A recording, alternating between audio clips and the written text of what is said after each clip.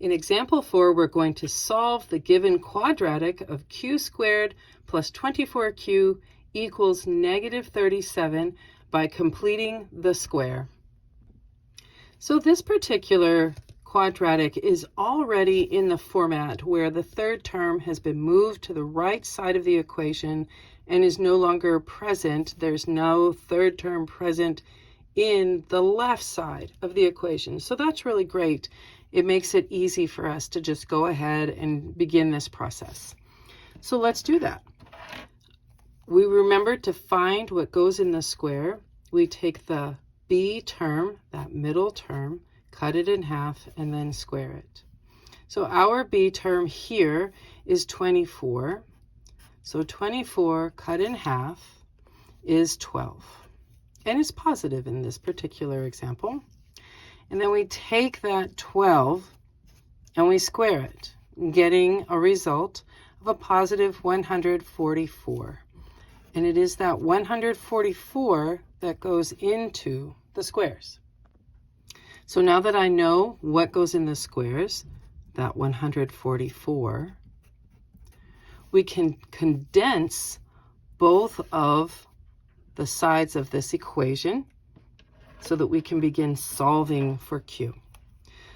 This is a perfectly built perfect square, intentionally built perfect square, with my variable of q, remembering that what I got when I took that middle term and cut it in half, that is going to be the second part of this binomial.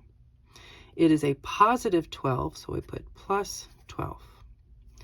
And just like we condensed the left side of our equation, I now have to condense the right side of our equation. So negative 37 plus 144 gives me a result of 107. The perfect square has been built. Now let's solve. To get rid of the squared on this binomial, we do its opposite, a square root. And what you do on one side of the equation, you do to the other, remembering that when you take the square root of a constant term, you have to acknowledge both its positive and negative versions. And the reason for doing this is to cause the square to cancel out, leaving us with q plus 12 equals the positive and negative versions of the square root of 107. Finally, to finish solving for q, we get rid of the 12 by doing its opposite.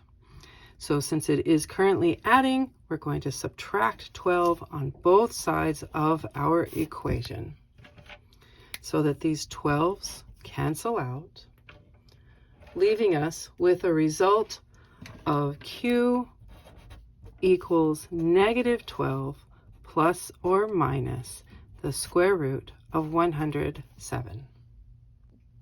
So we've done all the hard work, and it's time to bring out that calculator and go see what is the result of the sum of negative 12 and the square root of 107 and the result of the difference of negative 12 and the square root of 107. So in your calculator, you would see that the sum, negative 12 plus the square root of 107, gives you a result of negative 1.6559. And the difference, negative 12 minus the square root of 107, is negative 22.3441. Now, again, this particular lesson assignment tells us that we have to round to the nearest hundredth. So let's do that. So remembering that the hundredths has 2 decimal spaces, and we have to look at the third decimal space to determine what's going to happen. So 5 or more, raise the score.